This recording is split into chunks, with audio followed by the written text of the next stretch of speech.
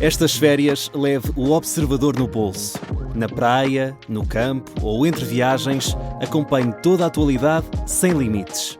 Assine com 40€ de desconto e habilite-se a ganhar uma estadia de 2 noites num dos hotéis boutique da Small Portuguese Hotels. Este verão, desligue da rotina, não da informação. Assine em observador.pt.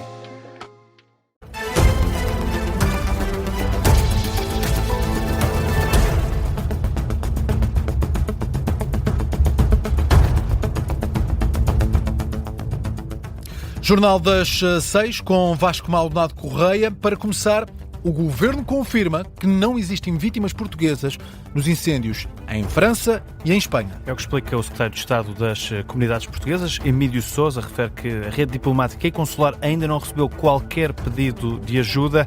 Diz também que o número de portugueses desalojados devido aos incêndios em França continua por conhecer. Não temos vítimas, não temos dados nenhum e nenhuma referência. O número de desalojados é muito difícil, só por estimativa, porque as autoridades francesas são muito competentes, têm espaços de excelência para receber as pessoas, mas é naturalmente que à entrada não nos perguntam se eles são portugueses ou se são espanhóis ou se são de outra nacionalidade qualquer.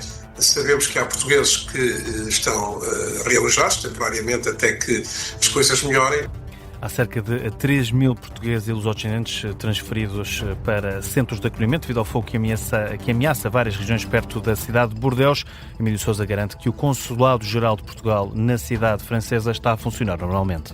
Em Espanha, a presidente da Comunidade de Madrid anunciou hoje um plano de 30 milhões de euros para apoiar o combate às chamas. As regiões de Madrid e Ávila são de resto as que mais preocupam as autoridades espanholas. Esse anúncio apoiado hoje serve também para apoiar quem tiver perdido a casa para os incêndios, é o que explica Isabel Díaz Ayuso. Nós colocamos em marcha um plano no valor de 30 milhões de euros, que vai ser dividido em 3. Em primeiro lugar, a adjudicação temporária à habitação social para aquelas pessoas que tenham perdido a sua primeira habitação. Linhas diretas de ajuda ao arrendamento.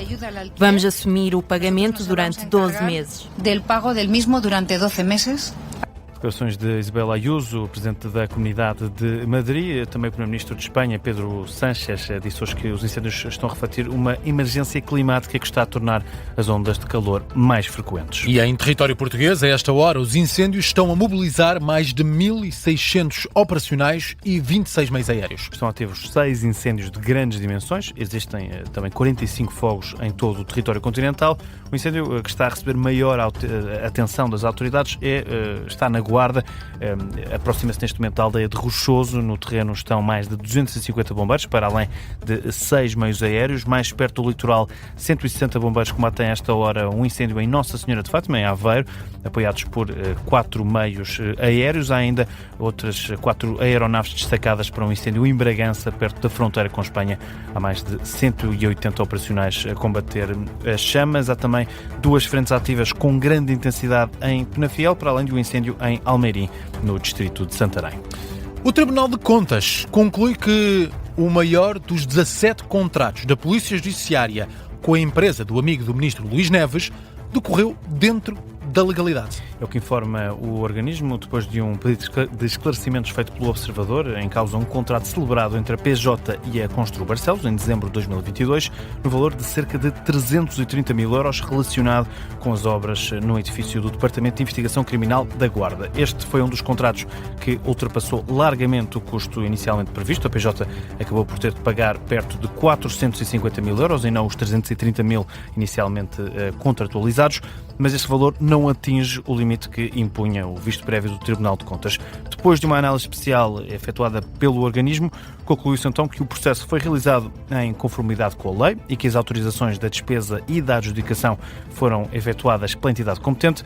É o que nos explica o jornalista do Observador, João Paulo Godinho. Este contrato, de facto, foi selecionado numa amostra de contratos no âmbito da análise que fez às contas da PJ naquele ano. E neste contrato, como não se excedeu um limite de 50% face ao valor inicial do contrato, que era um valor, digamos, limite a partir do qual poderia haver um outro tipo de análise de ação da parte do Tribunal de Contas, à partida, este contrato estava tudo bem, foi entregue toda a documentação e mesmo com esta derrapagem, considerou-se que estava de acordo com as normas. O Tribunal de Contas sublinha também que a empresa de João Santos Carvalho apresentou os documentos necessários de habilitação. João Paulo Godinho estranha que a Polícia Judiciária tenha ignorado o histórico de insolvências do amigo de Luís Neves. Para a PJ, uma vez que no momento das adjudicações a empresa não revelava ter dívidas à autoridade tributária ou à segurança social, para eles estava tudo claro, independentemente do que teria acontecido no passado com as outras empresas. E isso, para a PJ, foi tido como bom. Curioso apenas é o facto de a Construbarcelos apenas ter tido adjudicações de contratos públicos com a Polícia Judiciária. Todos durante os mandatos de Todos Luís durante os mandatos de Luís Neves, precisamente. Análise do jornalista do Observador João Paulo Godinho, aqui em conversa com o Ricardo Lopes. A PSP deteve este fim de semana uma mulher no aeroporto de Lisboa, suspeita de tráfico humano. Estava acompanhada de uma criança de 12 anos. A subcomissária Beatriz Silva, aqui na Rádio Observador, explicou na última hora que o discurso desta mulher não correspondia aos documentos de identificação que apresentava. E que as explicações dadas pela criança acabaram por ser fulcrais para perceber o que estava em causa. A subcomissária Beatriz Silva explica que acabou por ser a criança a revelar que estava a ser levada do Senegal para a França para ser entregue a um homem. Foi possível verificar incongruências a nível do discurso da mulher adulta com a menor e, portanto, houve entrevistas que foram realizadas separadamente para evitar algum tipo de coação por parte da mulher adulta na criança. E, portanto, a criança acabou por nos dizer, num espaço mais isolado e protegido, que não conhecia a mulher com quem viajava, que não era a sua mãe, que não fazia parte do seu agregado familiar e que tinha sido entregue pelos seus progenitores a um senhor para saldar uma dívida que os progenitores tinham com os traficantes. Explicações da subcomissária Beatriz Silva, da Unidade Nacional de Estrangeiros e Fronteiras, assume que o sistema em Portugal não é 100% fidedigno e que não é possível garantir que são detectadas todas as falsificações de documentos. Nós não podemos dizer que são falhas, são diferentes técnicas de controle de fronteiras.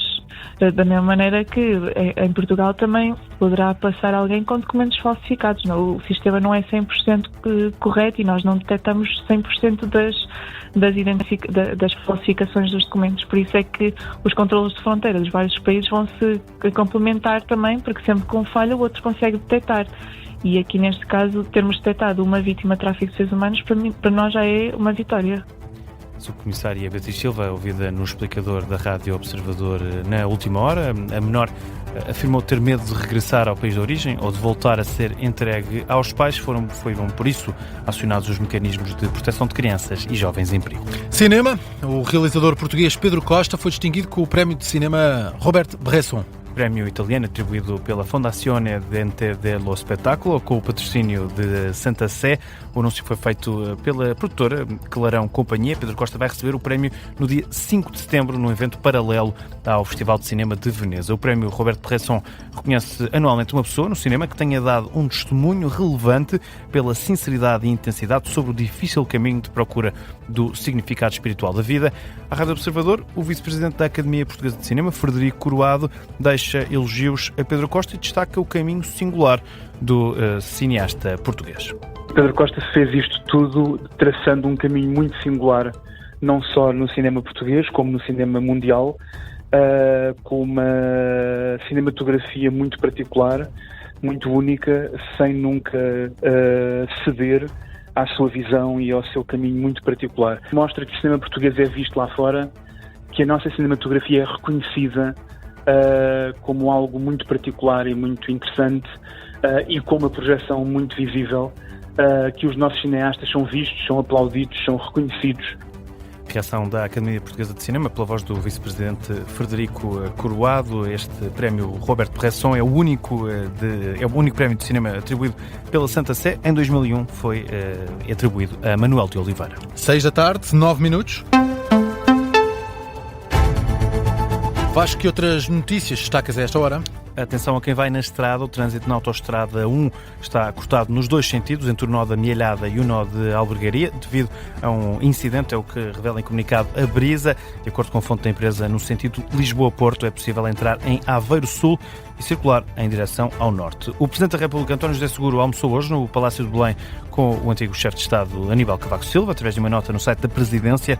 Pode-se que o almoço deu lugar a uma profícua troca de ideias sobre matérias de interesse comum. É já o terceiro antecessor recebido por Seguro desde o início do mandato, depois Marcelo Rebelo de Sousa e António Ramalho Yanes. O Fundo de Emergência Habitacional vai apoiar famílias em vulnerabilidade habitacional, independentemente da natureza ou da data do contrato de arrendamento. É o que explica esta tarde o Ministério da Habitação, à agência Lusa. O fundo vai também poder ser acionado por inquilinos em risco de perder a casa por verem as rendas descongeladas. O Ministério explica que pretende criar uma resposta social do Estado para situações de vulnerabilidade na habitação decorrentes da perda iminente de casa. Os trabalhadores social-democratas vão propor o deputado Francisco Pimentel para suceder a Lucinda Damaso na liderança da UGT. Francisco Pimentel é também, nesta altura, presidente do Sintap. Na agência Lusa, Pedro Roque, presidente dos trabalhadores social-democratas, confirma que está prevista para amanhã uma assembleia eleitoral para escolher o candidato, sendo que a candidatura de Francisco Pimentel foi a única a ser apresentada. Miguel, tens alguma opinião sobre jogadores de futebol que entrem em filmes? Já aqui falámos de cinema. Depende do jogador e depende do filme. Vinnie Jones, por exemplo, parece-me ótimo. Revelou-se um bom ator de filmes de ação. Tivemos também o Neymar na Casa de Papel, mas não vi. E se eu te dissesse, era o Frado João, gostava muito de jogar futebol, e se eu te dissesse que agora vai haver mais um, e é português, a seguir o caminho de ator? Ui, e é português. É fácil de adivinhar. Se formos nesse sentido, pela fama, acredito que seja Cristiano Ronaldo. Exatamente. Não vai ser só ator, vai também ser produtor executivo de um filme, ou aliás, de uma série, sobre um agente de futebol fictício e vai-se passar no Reino Unido. Cristiano Ronaldo vai ser o agente, o Jorge Mendes, neste caso? Não. Neste caso, o agente vai ser o ator Damian Lewis, conhecido, ainda não sabe exatamente o papel de Cristiano Ronaldo, mas a direção também não vai estar a cargo do capitão da Seleção Nacional. Vai ser Matthew Vaughn, produtor, por exemplo, de filmes como X-Men, Kingsman, filmes conhecidos e que fazem dinheiro.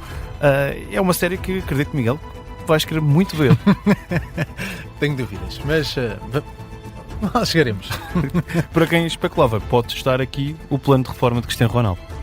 Vamos ver o que dirá o futuro de Cristiano Ronaldo. Para já ainda passa pelo futebol, mas já aqui com presenças também no mundo da ficção. O Vasco Malmado Correia regressa com a realidade e não com a ficção daqui a pouco às 6h30.